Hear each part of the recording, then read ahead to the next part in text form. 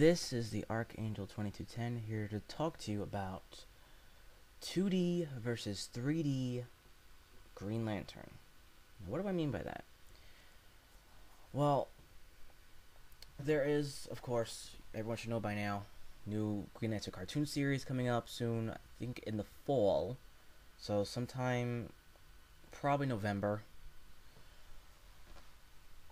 CGI cartoon, and it's going to be done by Bruce Timm. And this is something that they said that he was going to do for a while, but not till last month or so that it actually here is going to be CG. And I saw a trailer of it.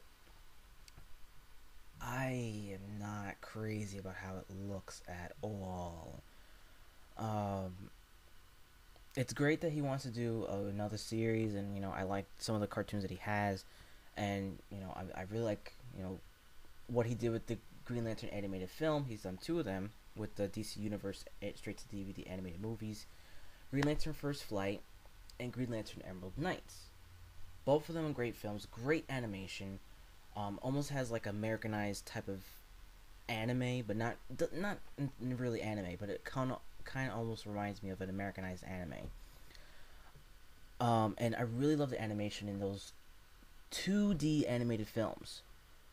Now, I don't understand why they couldn't use that animation style for a Green Lantern series, just the way it is, because it's a fantastic animation quality, which I think would translate fantastically in a cartoon series, especially Emerald Knights, because it's like the one thing that, like I said earlier, and I think in another video, is that the whole sequence of Emerald Knights to First Flight, it kind of doesn't really make any sense, because Emerald Knights kind of is supposed to take place within like a week or so before the ending of First Flight. So that's the one thing that kind of doesn't make any sense. But anyway, the one thing I don't like about weekly cartoon series and the whole thing being done in CGI is that, especially if there's characters like people in it, or people hybrid characters like a cartoon like Star Wars, the Clone Wars, they tend to be a little too stylized because it tends to be cheaper instead of making them look realistic, and they end up looking like puppets. They don't look that great.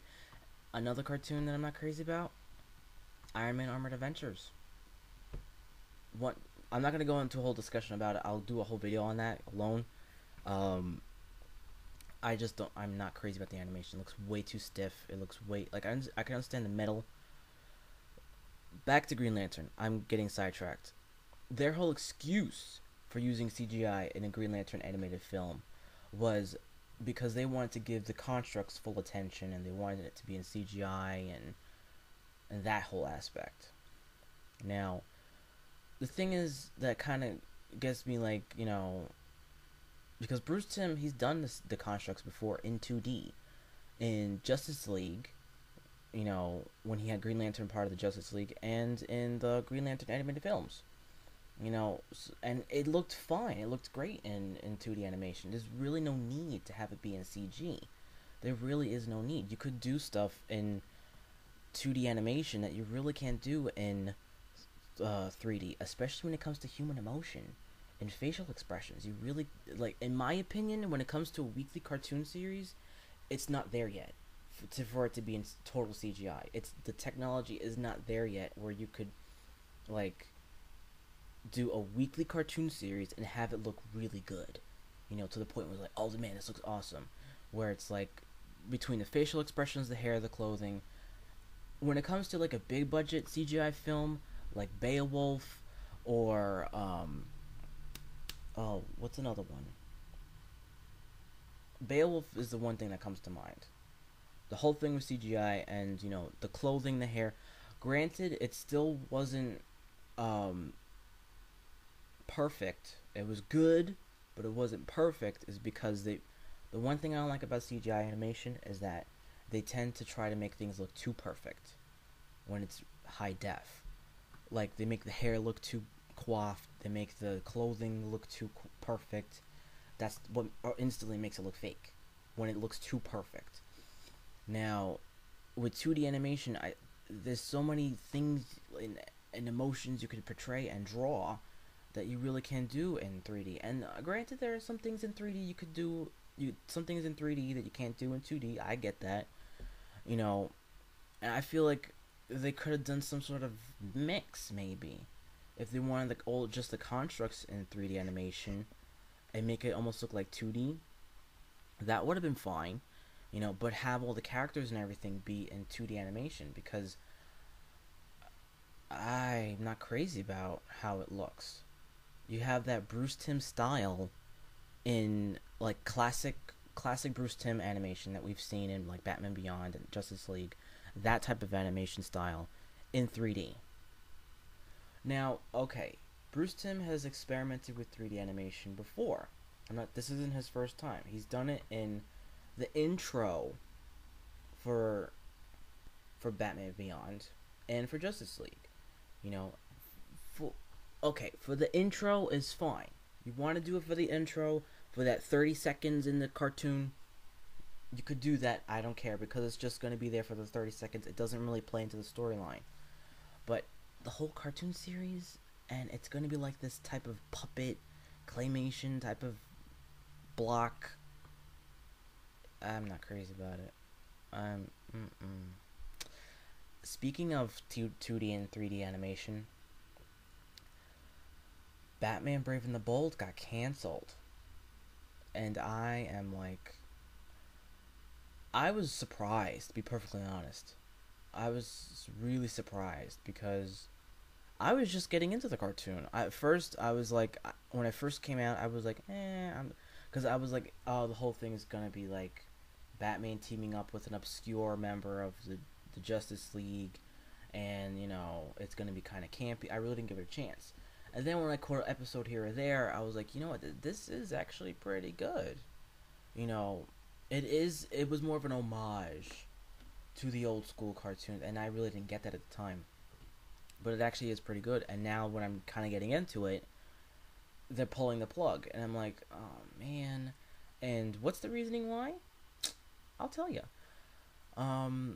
For another Batman cartoon, and you think, okay, we're getting Batman for Batman, but it's going to be a 3D animation. Like, okay.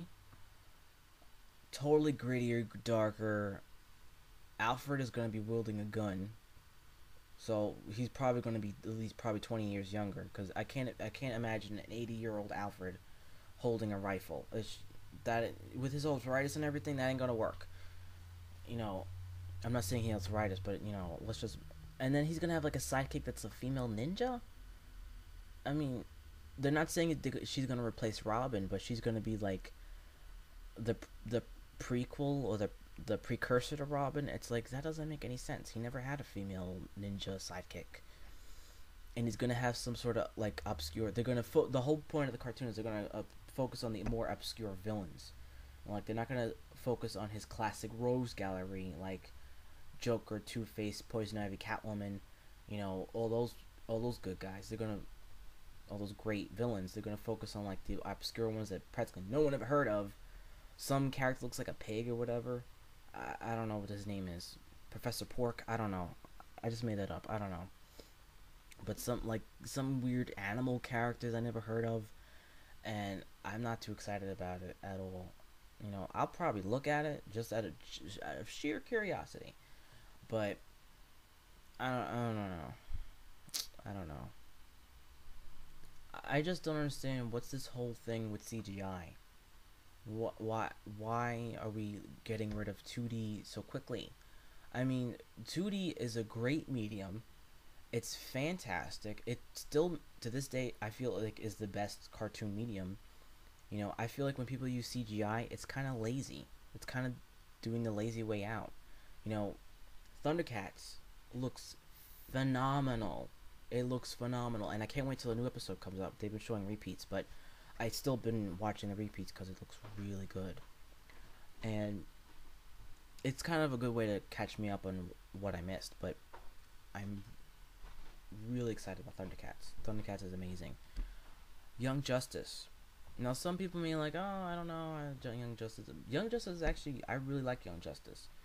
The one thing I really like about Young Justice that that Young Justice has that Teen Titans didn't was that it has the Justice League interwoven into there completely. With Teen Titans in the previous cartoon, they didn't mention the Justice League at all, and there were like a little few clues to like Bruce Wayne and Batman, but there were no references to the Justice League at all. And this one, it's completely like interwoven with it, and that's what I really like about it.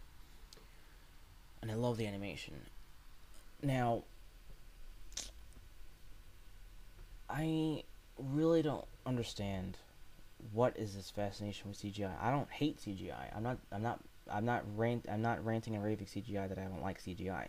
I like it in small doses, and in some movies and some certain, and of course in video games, it looks great.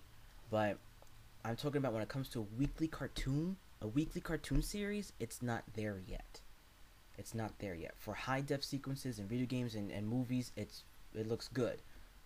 Cartoon series, it's not there yet. I'm sorry. It's not there yet. So, I think I've went on long enough, and I think it's time for you to leave a comment below on what you think about upcoming Green Lantern, about 2D animation, 3D animation, and the upcoming Batman cartoon, and what you think about that. Leave a comment below on what you think about 2D versus 3D.